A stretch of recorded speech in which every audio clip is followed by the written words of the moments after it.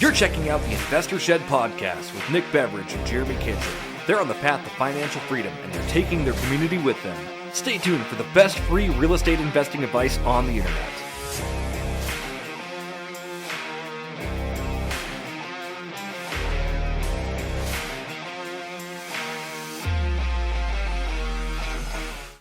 Welcome to the Investor Shed podcast. My name is Nick Beveridge. I am here with my co-host Jeremy Kitchen. How are you? Nick, I'm doing so good. How are you doing today? Speaking of today we have Brett Shoemaker. That's right, we do have Brett Shoemaker in the episode. Do you want to tell us a little bit about Brett Shoemaker? Yes. Our segues are so good. They're so good. Brett is the fourth best lender in any room, including bedrooms. And he is going to talk to us about mortgages. He's going to talk to us about a fourplex he recently purchased out of state. And we get into deep diving on deal analyzing. And we speak about mortgages too. I think it's a great one. What do you think? I thought it was really good. Brett provided a lot of valuable information. He just vibes well. He's an honest, authentic dude, and just here to help and just here to grow himself and others. So check it out for sure. Yes. So grab your enchiladas and dig in. Here we go. Freestyle on the mic with Brett. Welcome to the show. We got I don't give a Brett. shit about Brett the Shoemaker in the house. Hey, Yeah. I was trying to vibe and you cut me off, Nick. Brett Shoemaker, welcome to the show. Hey, thanks, guys. It's good to be here. Ladies and gents and other things. Jeremy Kitchen, good morning. How are you? Doing well. How are you guys doing today? Pretty well. Good. Doing pretty well.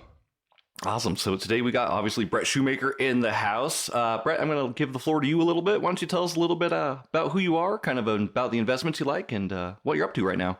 Yeah, I'm like a mortgage broker by trade, so I sell mortgages. That's my day job. I do like investing.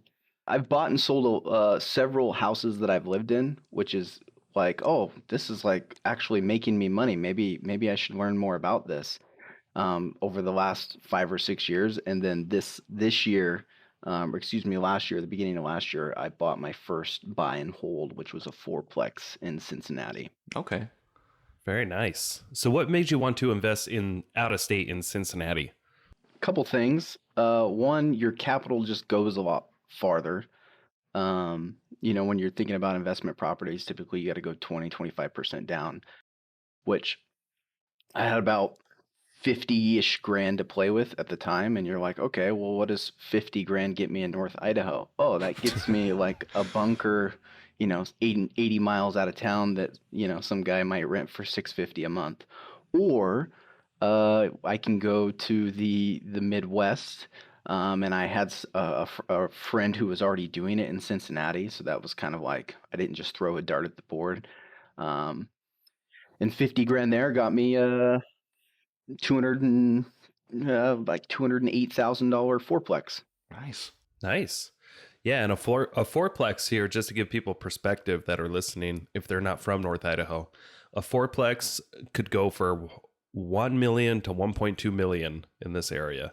I was like, you could probably buy one for like $800,000, but it needs renovation. But that's a big jump in price for sure. Yeah, I'm talking about like a turnkey fourplex.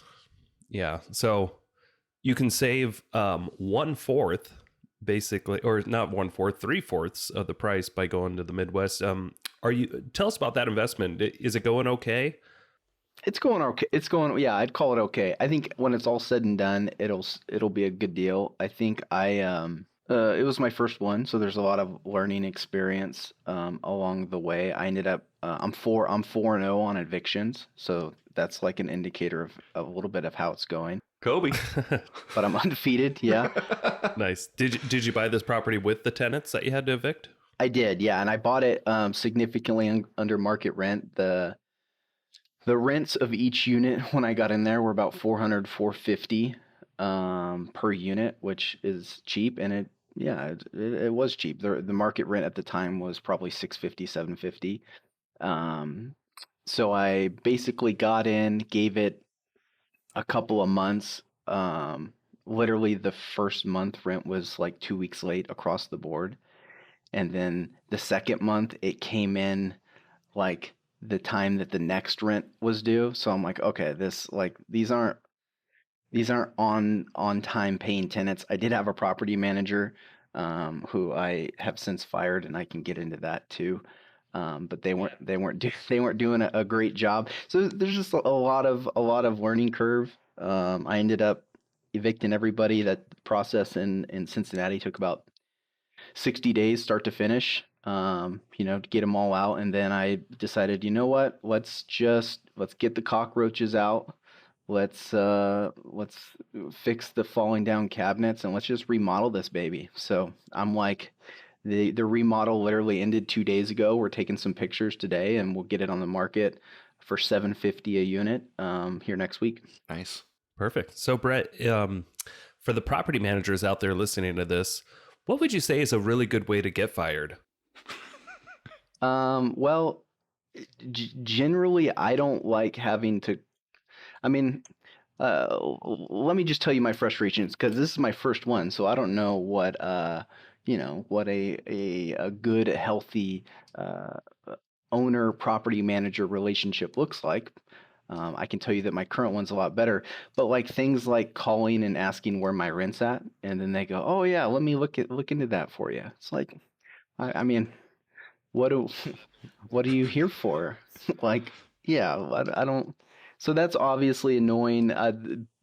Contractor bids would come up. It would take 2 or 3 weeks to get a bid, and I'd ask very clear from the front. I want 2 or 3 bids on everything that's over $1,000. So stuff like that, you wait 2 or 3 weeks, a bid would come in for a roof, and then you're like, okay, do you have another one? And then it's like another 2 weeks, and you're like, come on, guys, this is ridiculous. So I ended up dragging it out longer than I should. I hired him in February, fired him in September. Really, I mean, I think now, as soon as you're unhappy with them, dude, just go find somebody you're happy with. Because there are people out there who are doing a good job. The person I have now, or the company that I have now, night and day. They got in there the next week. Contractors in there, multiple bids, working. Pictures are lined up the day after construction finish. So it's just completely different. I don't have like a track record of what the rents, whether rent's going to come in on time or anything like that yet, or how their sourcing of tenants goes. So that's to be determined. But as far as the things that were frustrating with the last one, yeah, it's been much better. Yeah. And just to give people perspective out there, like, so you invested in Cincinnati, right? It's a big city. Mm-hmm. There's a lot of people there. I would assume there's more than one roofing contractor to get a bid from, even though people are busy. So, I mean, just for the people out there listening, maybe they're in a small rural area. They're like, yeah, it's hard to get bids. It is if you're in like a small area, but when you're in a major metropolitan area, I mean, you can get 100 bids and not run out of people to call, right? So asking for 3, I don't think is unreasonable at all.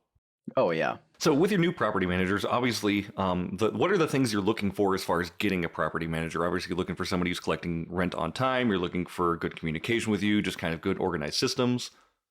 In this particular case, I just looked for other property managers that were in the area, and there was one literally right next door that was managing a 16-unit apartment building. So I called them up, and then I just kind of worked through the checklist. Hey, um, what's your fee structure, obviously, because that's important as an investor. How do you source tenants? What do you do? In my case, these are going to be Section 8 eligible. So not every property manager wants to deal with Section 8. So that's on my criteria. Do you have as far as repairs go, do you have a handyman? Do you have people that you work with? Am I going to get cheaper pricing than having to go out and get a fresh bid for every piece of work that needs done? So stuff like that. Walk me through an eviction. Yeah, normal property manager stuff. Yeah, nothing crazy, and everybody's got good answers. On the phone because you're usually talking to the business development person for the property management company, so they're usually pretty refined. But if you can get the actual property manager on the phone and ask some tough questions and say and in this particular case, I said, hey, here's a couple things I'm frustrated with. What would you have done differently? And you're like, all right, that's good enough. So, could you go back for a minute and just let us know what made you think Cincinnati's the place to go, and then how did you find this property? What was the price? What did you pay? How'd you get it funded? That kind of stuff. Do you mind going into those details? Yep, no problem. So, I mean, Cincinnati, like I said, there's a lot of states in the Midwest that are good cash flowing markets. There's nothing special about Cincinnati. It's one of probably 6 or 7 states there that kind of in that middle pocket of the country that your money goes a lot farther. The rents, there are a lot of 1% deals, which is, your rent's going to be 1% or more of the purchase price. And so that's really what I was looking for. Like I alluded to earlier on, I had somebody who was already doing it there. So that was like a little bit of a comfort because you're like, oh my gosh, we're investing on the other side of the country. Like, how does that even work? I don't, it's a little bit nerve wracking, but seeing somebody else that's already do it, somebody else who's got a plan in place. But I ended up going with that person's property manager, and that's the one that I fired. So there's pros and cons. It's not like just because somebody else is doing it, you're just gonna hop in and it's gonna be just as successful for you. As far as the actual deal itself, I bought it in January of 2021. So this was like right before the interest rate went up. The market was still hot. I actually flew out there and toured about 20 properties. Made a nice little spreadsheet of everything from the address, what the current rents were, what I projected the rent would be, is estimated rehab cost, cap rate, cash on cash return, depreciation, return or not depreciation, return on appreciation. So basically just a big old spreadsheet, and I literally just picked the one with the best numbers at the end of the day. So I went and saw like 20. So I would call it a C neighborhood for sure. Which doesn't bother me. I know some people like wanna walk in there and feel it. It's got to be nice, and people look around and you're like, oh, there's a Chick-fil-A down the street. This must be a good neighborhood. I don't care. It's like, what are the numbers? Show me the numbers. Yeah, you're gonna have to deal with tenants. You're gonna have to be a little bit more diligent on your screening, maybe. That's not my job. Property manager will figure that out. Honestly, from what I've heard, I have not experienced. Vacancies tend to be lower because people don't want to move. When you're paying $700 in rent, $750, whatever, people don't want to move. So I ended up buying this fourplex it was listed for $210. I think I made listed for $215. I think I made an offer for $210 with like 10 grand in seller concessions, which is a little bit of a rookie move. Now, as a mortgage broker, I know that you can only get a max of 2% in seller concessions on a conventional investment property. So like we wrote it up, and then my mortgage broker at the time was like, no, you can't do that. And I'm like, oh, all right, good to know. Well, now you know, right? Yeah. So we lowered the price a little bit more. I think I got it for like $2,600, and then like $4,200 in concessions, and then they threw in a couple other things, bought a home warranty, stuff like that. By the way, every property I ever buy in the future, as long as you're not in like a Chinese bat flu real estate market, make sure you're working in concessions, because concessions is tenfold better than lowering the purchase price or most other things that you can do on the transaction. Can you expand on that a little bit? Yeah, I was gonna say why. So like seller concessions are typically going to pay towards closing costs or maybe repairs, actual expenses that you have. So if you look at, like, let's say the value of $1 on an investment property, in this case, I'm buying a fourplex on a conventional loan, so I have to put 25% down. Those are the rules for conventional. So my $1, by putting $1 in, I can borrow $4. That's basically how it works. Whenever you're doing seller concessions, everybody has to pay closing costs. But if the seller's paying those costs, now I can keep more of those $1 in my pocket. So I can borrow more. I can save that money and end up actually using it, versus if I just lowered the purchase price from $210 to $205, I've really only saved myself in terms of money today a couple $100. Sure. Yeah, it's not a really big, in the grand scheme of things, like getting a slightly low purchase price actually doesn't mean much It's mostly about how you set up the deal, how little you can bring down, and yeah, exactly. Just buying down the rate, getting concessions, getting the seller to cover your closing costs. All that stuff really helps you be able to do more deals and stretch your dollars further. Yep. And then if you're in the non-QM world, like if you've done a handful of investments and you're not doing conventional financing anymore, some non-QM lenders don't have seller concession maximums. So you can ask for 20, 30, 40, 50 grand in seller concessions, and as long as it appraises out and the lender's okay with that, now in some cases you might be getting this house for really cheap. But so the terms are much more important than the big number at the top, which is the opposite of like if you're buying a car. It's like if you're buying a car, the big number at the top is the most important. It doesn't matter about the terms because that one's going down in value. Houses are going up in value.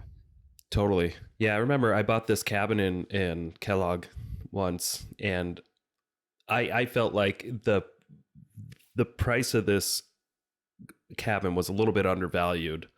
So I was comfortable making an offer where I asked for an insane amount of concessions, and because I'm a real estate agent, I asked for 10% of a commission because I was getting a second home loan and I wanted that to basically cover my down payment.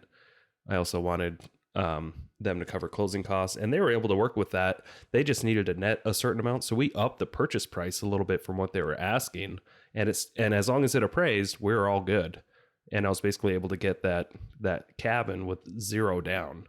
It was really cool on a second home loan, like a conventional loan.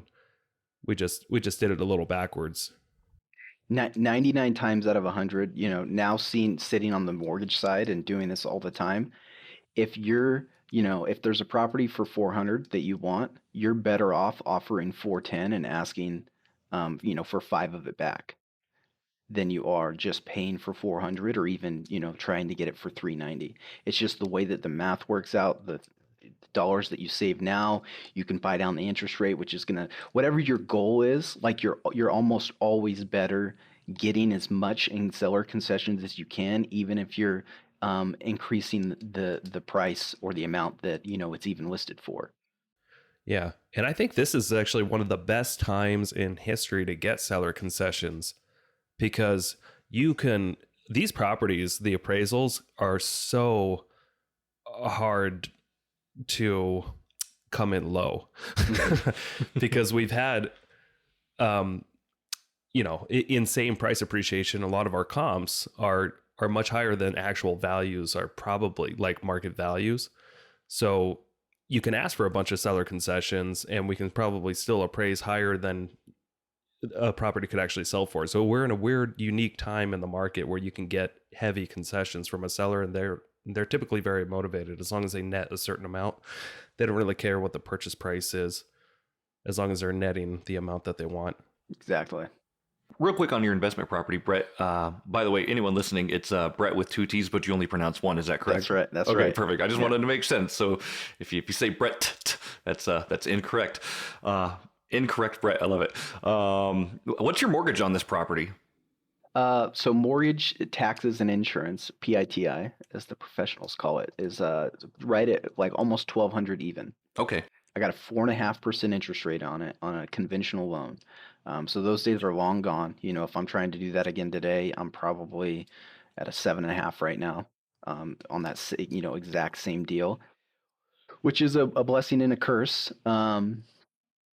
4.5%, that's killer. I think at the time I thought interest rates were going to be great forever and that I was going to get some tenants in, do a little bit of value add, do a cash out refi and roll it in and do it again, baby. Let's go.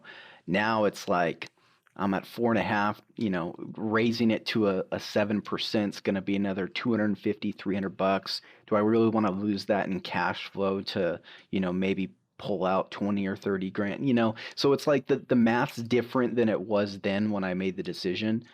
But yeah, the mortgage is 1,200, property managers 9%. I do have to pay for heat, which is another probably about annualized, it's probably $150 a month. And then you add all that in. And so I'll assuming that I am able to rent for $750 in the neighborhood, and there's nothing listed in the neighborhood for less than $750. Assuming that I'm able to do that, I should be About $1,000 a month cash flow after accounting for vacancy and repair. That's awesome. And you only put 50 grand down on the deal, right? Well, I bought it for 50. I put about 55 in, and then I ended up remodeling. And I thought I was going to lipstick it. I thought I was going to do a nice lipstick remodel until the lipstick remodel came in at like 22 grand. And then I got another one for like 19 grand. And I'm like, this is not a like. So then I was like, well, what's it cost just to like gut the place and make it look nice? Oh, that's about 35. Well, shoot, let's just. So we tore out all the floors, painted the whole thing, brought in all new cabinets, resurfaced the tile in the bathroom and the bathtub, brought in new bathroom vanities. Basically, you know, redid a lot of it. Didn't have any like structural problems or anything like that. Roof's okay, but did a pretty good rehab on the inside for about 35 grand, and we just finished that up. So I'm into it total for just shy of 90. Okay, gotcha. So is that 35 grand for all 4 units? Yeah. Wow. That's pretty good. That's really good. I can't do a gut job in Idaho on 1 unit for 35 grand. It usually costs closer to 90. No, it was good. It was about 14 in materials, and then the other portion was labor. But you know, it took. I should have known better, but it's just ignorance is bliss. You don't know until you know. You know, the contractor's like, yeah, this will take like 2 or 3 weeks. That was like early November. That's a pipe dream. Okay. Yep. Okay. Yep. Yeah, that sounds good. I'll have tenants in there by Christmas. It'll be a good old time. No. And we're almost in February. Yeah, we just finished a couple days shy of February, and we'll get some tenants in there here pretty quick. But so it's all learning and figuring out, and really it was scary. Like oh shoot, I'm gonna have to evict tenants. That sounds scary. I'm gonna have to cover the mortgage, but it's like, oh, I did it, and you know what? Like now it's not scary. It's just business. Yeah. Yeah. Are you still doing Section 8 on that since you gutted it and did all those improvements? So we'll make it Section 8 eligible. As far as I understand, and I'm not an expert, is that if it's Section 8 eligible, you accept applications from both Section 8 and non-Section 8, and then you screen for the tenant that you want. So I don't know. We'll see. I don't pick the tenants, so we'll see what the property manager decides. There is a little bit of strategy. It seems like, and I don't know if this is, again, this is only the Cincinnati market. It seems like from what I'm hearing that if when you're renewing leases in Cincinnati on Section 8, you can renew them it's a lot easier to renew them for a higher amount than if you were to try and just raise rent on a tenant. Meaning we get some Section 8 tenants in there this year for $750, and maybe next year the market justifies $800, $850. You handle that with Section 8 rather than trying to handle that with the tenant, if you get what I'm saying. Yeah. No, that sounds easier to do. Yeah. So one more question before we move on. So it's from what it sounds like, you know, initially when you said, yeah, I bought this in Cincinnati, we kind of glossed over it. We started talking about other things in depth. Some people might be thinking, man, yeah, that sounds easy. I'll go to Zillow and pick this one and kaboom, we're done. Maybe I'll call a property manager and we'll just take care of it. That's what I think some people have in their mind when they're have the idea to invest in the Midwest. But like you did a lot of due diligence. You know, you explained that what you did, you made a spreadsheet, you flew out there, you looked at 20 different properties, you found the best one. You got inspections, you got a warranty, you got concessions, you went through all this negotiation process, and it still didn't work out well. So can you give people a rough idea how much time you spent on this fourplex up until now, if you had to guess? That's a good, I mean, we'll count the research before I actually made the decision on what property. I mean, you're probably 100 hours, maybe more. Okay. You know, I guess not including the 3 days that I lived there. Don't include that. But Right. Yeah. but 100 hours. I mean, and honestly, you know, now that the runway's built, I could buy a couple more there without, you know, I have a property manager who I trust. I have a real estate agent who's also an investor. So I would, a home inspector who knows that I'm out of town, that I've never seen this property, so you get kind of the pipeline built to where, I would feel fine purchasing something again, and I will. It's a goal to do it this year once I get some freaking tenants in this place. Yep. So I do it again. I mean, at the end of the day, with my numbers, I'm at like a 13.5% cash on cash return. Is what I'm projecting. So And if I heard you right, you had about $50,000 to put down on it, and then you made about 35,000 in improvements. You had to cover the mortgage here and there. I'm sure there's utilities, all kinds of other stuff. Let's pretend you're all in $100,000 of your own cash, right? Does that sound about right? it's probably closer to 90, but it's right in there. Go ahead with your question. So did you ever run this through like a 30-year calculator to see, when you're an older man someday and you did nothing else to this thing, do you have an idea what that total income would bring over time, and then when you go to sell it, about how much you'll make off this one investment? No, I've never done it. Okay. Nope. I'm just curious. I know what I usually do this with my single family properties, and usually when I have a purchase price of around where you are, a lot of the times it'll net a little over $1 million over 30 years with appreciation and rental income and stuff. And I'm just curious if you've done that math, but I'm going to assume that that's about what it is. So for those out there listening, you took 90 grand, you thought you were going to spend 50. You spent about 100 hours, and this should make you $1 million over time, right? Oh yeah. Yeah. Well, and the 35 that I put into it, I bought it for like 208. I put 35 in. I could probably sell it for like 260, 270 right now. So that's, it's not like that money has gone bye-bye. It's value add, Yeah. Equity is just as important as cash, if not more important, I'd say. So is that your plan going forward? Are you going to continue investing in this in Cincinnati market, or are you going to move to a different market? Like, what's your next move going to be? I'll definitely have a little portfolio in Cincinnati. I think my next immediate real estate move is I'll buy another property here in Idaho that I will live in. I think the easiest way to get into real estate investing is to buy the house you're going to live in.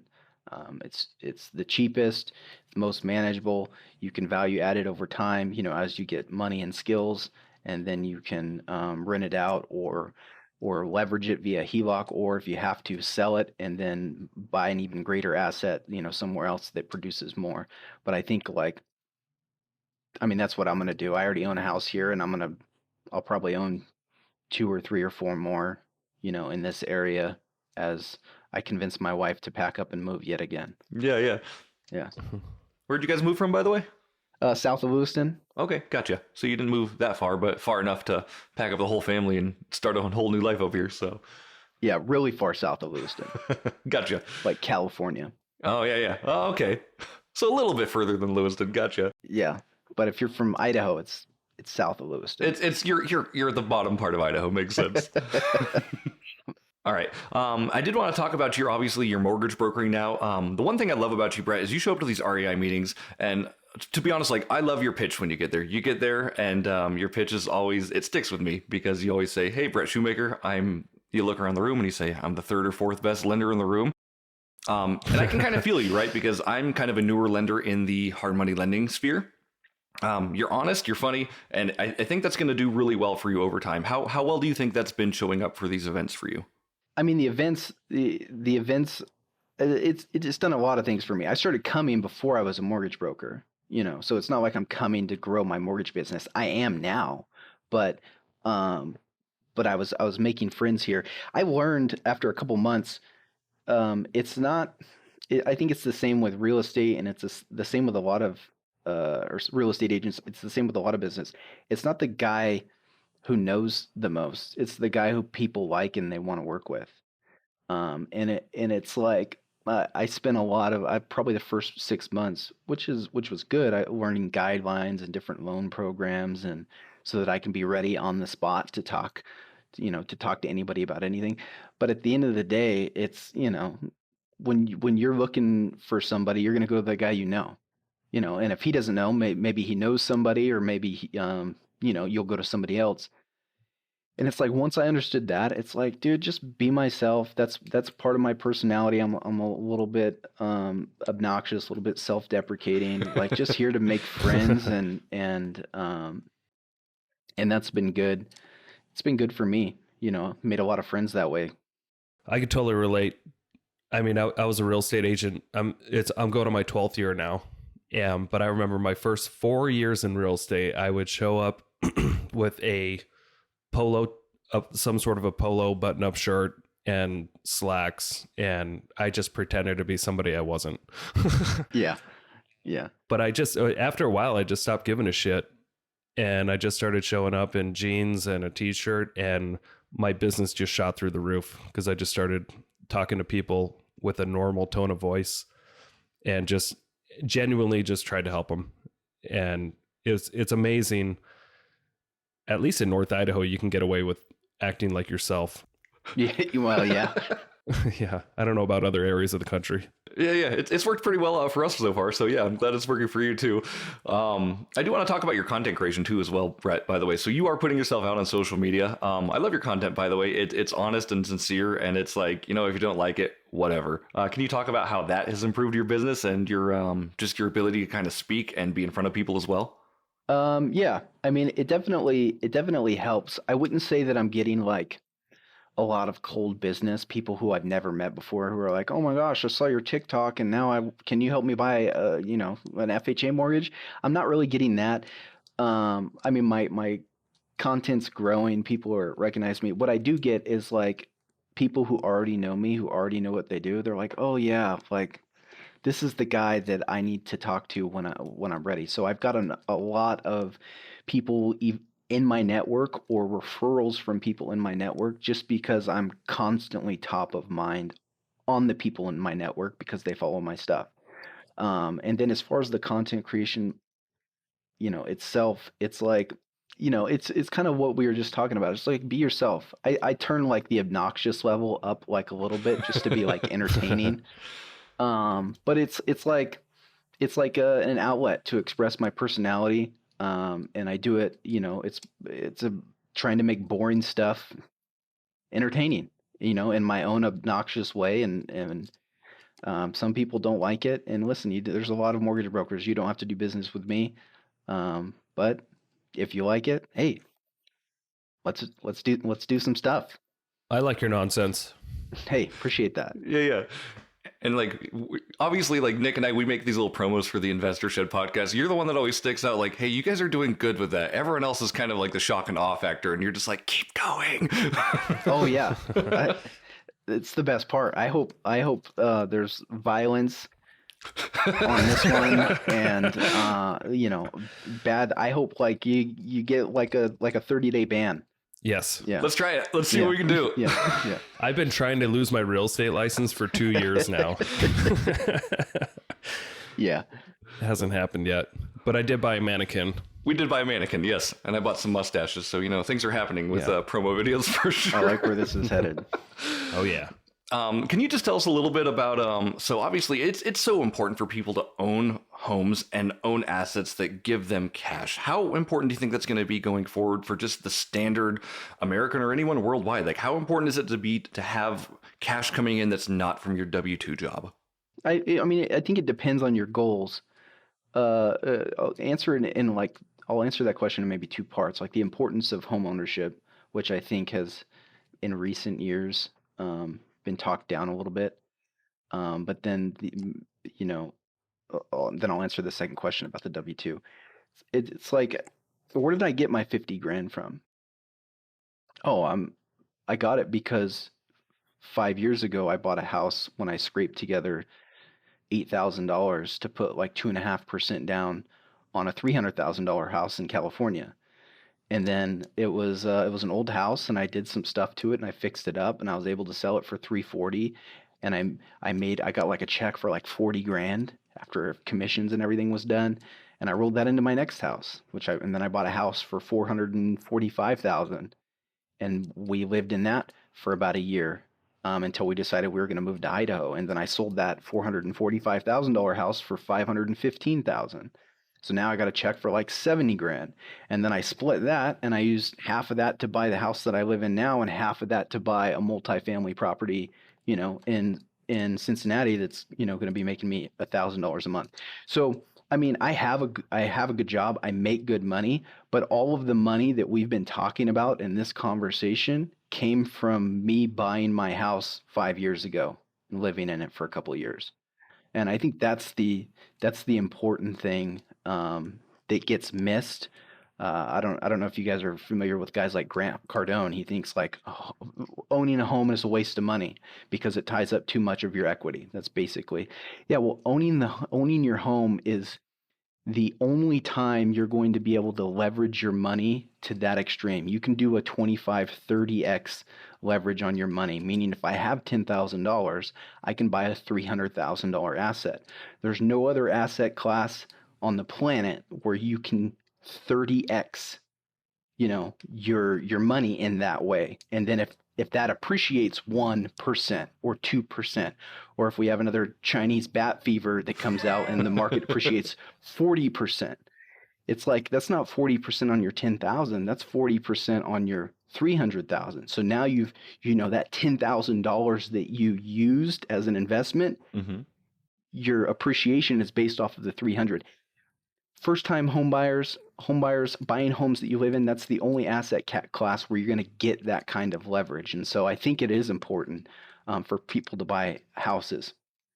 And that process is repeatable. You can do that again and again. You can keep the old one and buy a new one for 5% down. You can keep doing it. Yeah, I got just to add on to that. I mean, I'm sure there's so many people out there listening and wondering, well, there will be someday, listening, and they're just, they haven't bought a home yet, but they probably wonder, gosh, how do all these people have $30,000, $100,000? Like, how do they have that kind of money? Because I work at a job, I scrape day by day, I try to save, but you're always, it seems like people in general just make enough to get by always, no matter what. And their income always matches their lifestyle, because they're just used to spending what they have.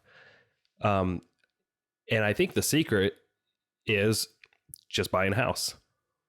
Like, that's how majority of people out there got their wealth, by just simply buying a house, because without them even trying, every month they're putting money into it. And I know a lot of it goes to interest, but at least it's a forced savings account, and it's an appreciating asset, and it's the only appreciating asset most people have. Yeah, absolutely. And I mean, like, when I bought my first house, like, it was tough buying a house, right? Even at 3.5% down, it was tough doing that. But once we got into that, 1 year later, we appreciated, and we made almost $200,000 just in appreciation. Got a HELOC, and that's my investment fuel right now. So that's what drives my investing. Just having that equity in my house. I use that equity, buy something, pay the equity back, and I buy another thing. And I would have never, ever, ever gotten $200,000 if I didn't have a car, or if I didn't have a house, not a car. Yeah. And to the second point of your question, like money outside of your W-2 job. One, if you have a W-2 job, I'm a big proponent of, like, if that's your goal, if you want to be a 9-to-5er, then like you should grind that, and you should focus on that, and you should become successful at that, and you should climb the ladder of your corporate company or grow your small business. Like, that should be your primary focus. But only making money from a W-2 is playing Monopoly without being able to buy any of the properties. You're just going around the board waiting for your $200, and then you're paying the piper along the way, just waiting for your next $200. And it's like, no, if you played Monopoly, like, you got to get some investments for yourself. And maybe real estate's not it. Maybe you're a stock market guy. I probably wouldn't go the Dogecoin route. But you have to be making investments outside of your W-2, or you're just going to be going around the board for the rest of your life. Yeah, and that's going to make retirement hard for you as well. I mean, it's hard to retire on Social Security. You can't live. You can survive. You can live. You can't live, though. Yeah. Anything you want to add to that, Dick? Speaking of Dogecoin, I remember I bought a ton of Dogecoin before it was ever really popular. And then I had it on this exchange site that got shut down. And then I heard one day that all of a sudden Dogecoin was worth a lot more. So I bought more and then it went way down. So I'm sticking with real estate. Yeah. Buy at the top of the market. Good job. That's good. Yeah. I've lost money on Dogecoin and Ethereum, and I've bought in NFTs, and I've been a day trader. I've tried lots of different things, and real estate's made me the most money. With probably the least amount of like effort and like watching it day by day, right? Yeah. Yeah. Trying to be a day trader is like a full-time job. That sounds awful. Yeah. And it's stressful. Yeah. And you still have very little control of what actually happens. Mm-hmm. You're just gambling. Educated guessing. Right. Even like Grant Cardone says, if you're going to buy stocks in companies you control. Like buy what you control, because you have no control in Apple. You have no control in what, Ford is doing. So going forward real quick, Brett, like what are your 5-year plans and what are your goals going forward with investing? 5-year plans, obviously I want to become the mortgage king. So I have like a W-2 plan where right now I'm under a brokerage. I want to start my own brokerage. I want to get a team underneath me. So there's a mortgage empire that I want to build.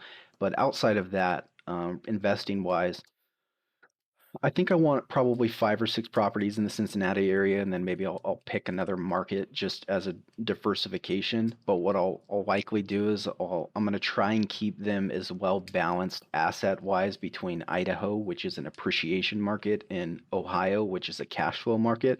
So I'm going to try and keep the money is as equal as possible as far as money I have invested in each one.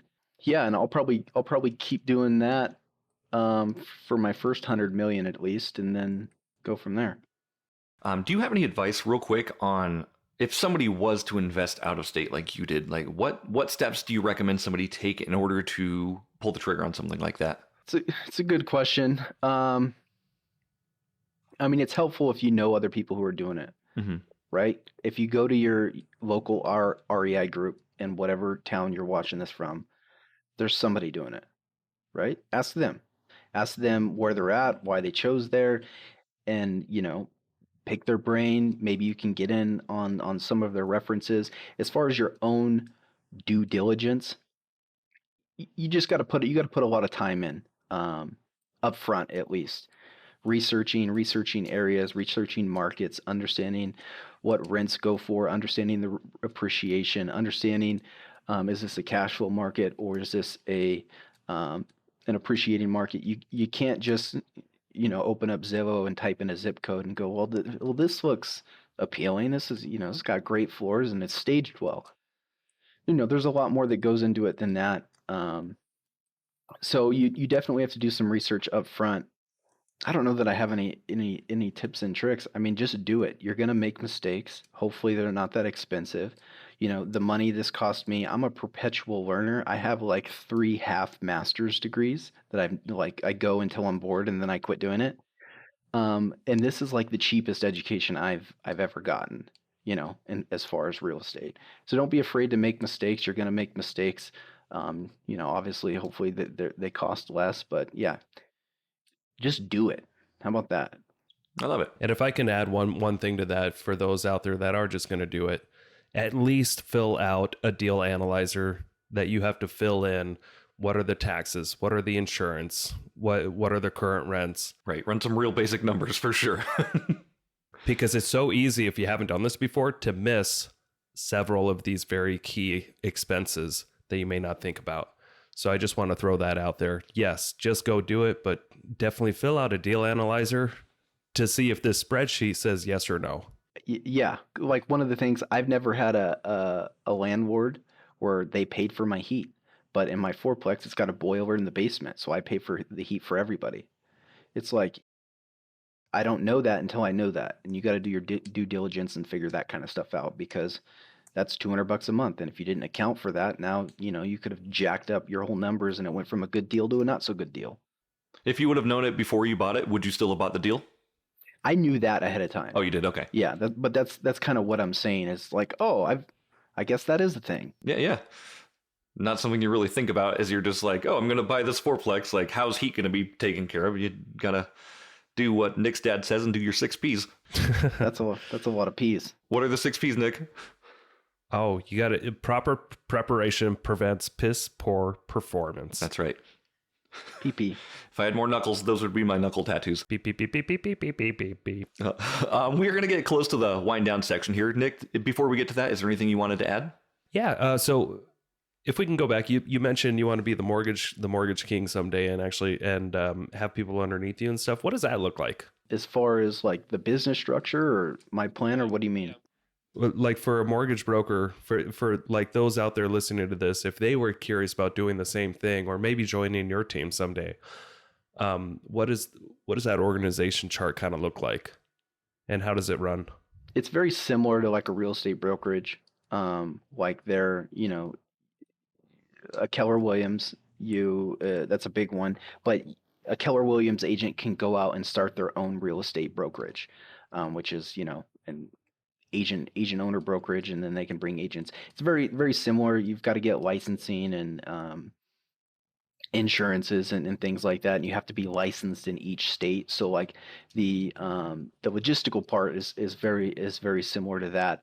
As far as working for a brokerage, the one big thing is by law you're required to be a W-2 employee. So that's a big difference. Yes. Thank you, 2008. There's a lot of things that came out of 2008 that some are good and some are like, all right, well, that's annoying. So that's one of the big distinguishers between agent compensation and broker compensation. But it's, to become a broker is not that hard. It's basically got to get licensed and find a place that wants to hire you. And it's, I can't speak for most brokerages, but it's kind of like real estate brokerages where it's like, oh, you got your license? Yeah, you can come hang your license here because there's no real cost to having you on the team, and any business you bring us funnels to the top. So you got to be a little bit cognitive of the brand that you're coming under. I won't say any big banks by name, but there's I used to be a real estate agent. I never disclosed that, but there's a discussion amongst real estate agents when they see a pre-approval come in from a specific lender. It's like, oh, are there any other offers? Because you just don't want to, you don't want to work with that bank. And so if you are somebody who wants to become a broker, you got to be aware of that. Be aware that there's a brand. I work for a small one. There's only 20 of us, so most people have never heard of our brokerage. So that's good. I get to create my own brand, my own relationships. But if you are working for big guys, you want to be aware of the brand that they have in the field, because some of them aren't that positive. That's so funny. So that is actually a really interesting point that you brought up. For those out there that aren't like really invested in this world completely as a real estate agent or broker of mortgages, when real estate agents see a pre-approval letter that comes from Loan Depot or Rocket Fuel or Rocket Mortgage or something like that, or Chase Bank or Wells Fargo or Bank of America, honestly, we just want to throw up. So yeah, if you see one from the big banks, what Nick is saying, it's something to watch out for. I think we might have lost him, and I'm trying to pick up the pack.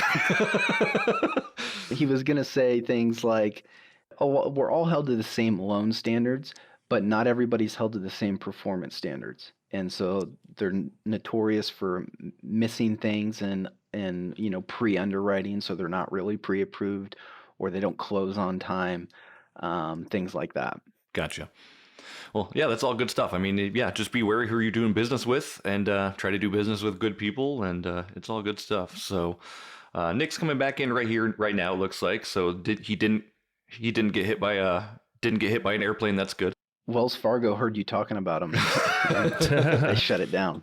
Probably. Yeah, that must have been happening. But where I was going with that was you see these big nationally known lenders and real estate agents that have been doing this for a while and that have experience, like a lot of like Chase, Bank of America, Wells Fargo, Loan Depot. Yeah, I'm saying them. Rocket Mortgage. We know that it's going to be very difficult. They're going to be dealing with somebody from, overseas or something like that. And it's a very difficult process. And we'd rather see some mortgage broker that we've never heard of. Mm-hmm. So being with a small brokerage is not a bad thing as a mortgage broker, in my opinion. Yeah. It's good stuff for sure. Well, it's local business too, most of the time. It's not feeding the big machine. Right. That's what we're all trying to do here. Not feed the big machine. All right. So we're going to get down with winding down with some final questions, Brett. We obviously sent you these questions, so you kind of know what's coming. But what is one business or investing book that you recommend every single person interested in investing read? I think the only book that really matters is The Intelligent Investor by Ben Graham. Okay. The book's like 80 years old. It's the Bible if your name is Warren Buffett. That's the huge one, right? It's a big one. It's a substantial book. Okay. It's dry. Uh-huh. It was written 80 years ago, but it's really catered towards the stock market. But the principles that you derive from that in terms of investing, things like look for opportunity when the market's down, like that's a core principle. Don't worry about what this investment's going to be worth next week. Look 5, 10, 15, 20 years from now. So there's a lot of those like nuggets in there that are really like foundational principles of investing. Beyond that, every other book is just teaching you some specific skill or some specific strategy. But they're all, in my opinion, I feel like they're all built on the principles that are laid out in that book. Nice. That's awesome. Yeah, I have that book on Kindle. I've actually never read it, but I got overpowered by it because I was like, oh, this is going to be a hefty project. I'm gonna read a couple small books real quick and pad the number I did this year. Do yourself a favor and open up ChatGPT and just ask it to summarize that book in 10 bullet points, and there you go. I'll do that. All right. So if you were given $30 million in the bank, Brett, what's the first thing you would buy with it? Probably some leather shorts. Nice. Like real leather, obviously, not that pleather bullcrap. No, yeah, just some leather shorts, and then yeah, I feel confident in that decision. Okay. One of the best answers so far. I'm going to buy Ashlith chaps made out of leather, and then I will cut the leather out of my butt crack, and you can have that if you'd like. Okay. Cool. I mean, let's work together. Let's try to see if we can make a pair of shorts for you. I'm all about networking. That's right. What advice would you give to newer investors looking to get started on their first or second deal? I mean, do your due diligence, but don't suffer from paralysis of analysis, right? I think for a long time, I've had the ability to do this for a long time. I'm 31 now. I just started really investing in real estate last year. But I've been learning about it for 4 or 5 years, via YouTube and books and things like that. At a certain point, you have to stop being a perpetual learner and just take some action. And I think finding that balance for each person. Do your due diligence, but due diligence isn't forever. I love it. That's good stuff. And then how would you define success? Money. How about that? Money and leather shorts. One of the guys that I really like, because he's verbally abusive, his name's Dan Pena. He says, nope, money's not everything, but it's the only thing people keep track of. There you go. It's like, I like that. I don't know. I think really, an honest answer is just being able to do what you want, having the freedom to do what you want. Sure. That's good stuff. That's what I'm going for. I love it. And then when you're not investing or setting up awesome mortgages, what are you trying to do in your free time? Well, I've got 4 kids, so that obviously absorbs some time. I enjoy like playing video games. Nice. Being outdoors, camping, stuff like that. That's good stuff. And where can people find you if they want to learn more about what you're doing and follow up with you? If you want a mortgage, BrettShoemakerMortgage.com. Currently, I can do purchases in California, Idaho, and soon to be Washington. Probably by the time this airs, I'll be able to do Washington. If you're an investor, I can do loans in like 40 plus states, so I may be able to help you there as well. But if you just want to connect on social media, I'm on YouTube, TankTop Finance, which is something I haven't talked about, but I have a whole YouTube world where I wear a tank top and abuse you while talking about finance, or you can just Instagram Brett Shoemaker, Twitter Brett Shoemaker. If you want to argue on Twitter, I love that. And then all the other things. That's awesome. Nick, do you have anything you want to add? No, I'm here looking on Amazon.com for some leather shorts, and around $25, I think, is what you can anticipate. A promo and some leather shorts I'm anticipating here. Yeah.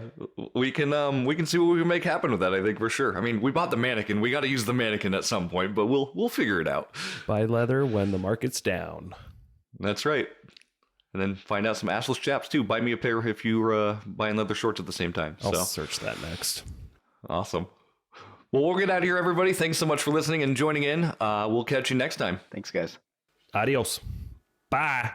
Thank you so much for checking out the Investor Shed podcast. If you enjoyed your time, make sure to leave a 5-star rating and review on Apple Podcasts and Spotify. Follow along on YouTube, TikTok, and Instagram at The Investor Shed for shorts and promos about each episode. Do you want to be a guest or know someone who has great real estate investing advice and stories? Reach out to us at theinvestorshed@gmail.com.